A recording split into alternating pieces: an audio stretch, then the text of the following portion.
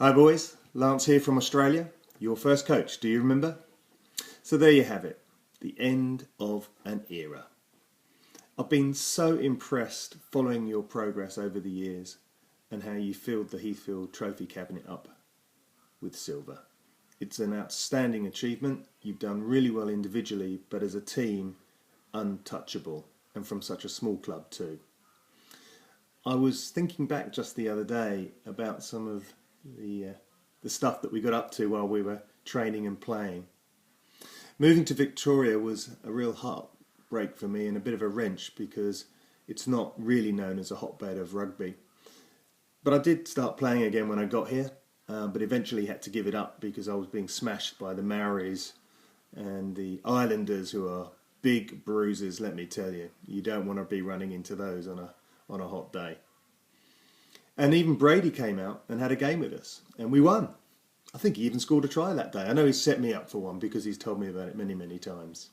A couple of things that stick in my mind where we got into trouble or eyebrows went up with my coaching methods was the day I taught you how to tackle, and I brought a broomstick up because no one could get their body position right. So I used to hold this broomstick up at about 3 foot, and you boys used to run underneath it and get your body position correct as you went into the tackle bags, and by God, you turned into a really good tackling side. I also got myself into some trouble. During the '93 World Cup, we watched England-France first thing in the morning. I think we had a few bacon sarnies and a few beers at the same time.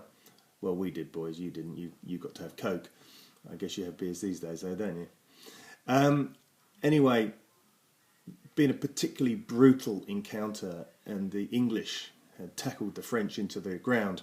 So we ran out onto the ploughed field, as it was in those days, and we started hitting the tackle bags, and I was screaming and shouting at you, and I was saying, "Kill the frogs, smash the frogs!" Well, one particular parent took particular offence and umbrage to this comment and decided that it was racist. And so I got called up in front of the club president, and the club president really didn't quite know how to deal with this, and of course I wasn't going to take it very lightly. So he didn't really know what to do until your dads told the club president to respectfully tell the offended parent to get stuffed and just tell Lance to come back to training. I always appreciated the high level of support that I got from your dads, and it was always a lot of fun. You'll also remember our first big victory, and I've even got the picture here, which I've just taken off the wall in my study. And this is from the Isle of Wight, where we won our first tournament. We actually won the trophy. We didn't even win the plate. We won the main competition that year, and that was our first win, and took us on to even greater success. And off you went to go and get your national titles after that. And then also when I left, your dads gave me this wonderful England flag, and they all signed it. You can see some of the signatures on there. And I often look at those and think of the fun that we used to have back in Heathfield. And the last thing was, I actually taught you boys this song. I'll see if I can make it work. Don't know whether you remember this. Then I looked over Jordan, and what did I see? For to carry me home. There was a bank.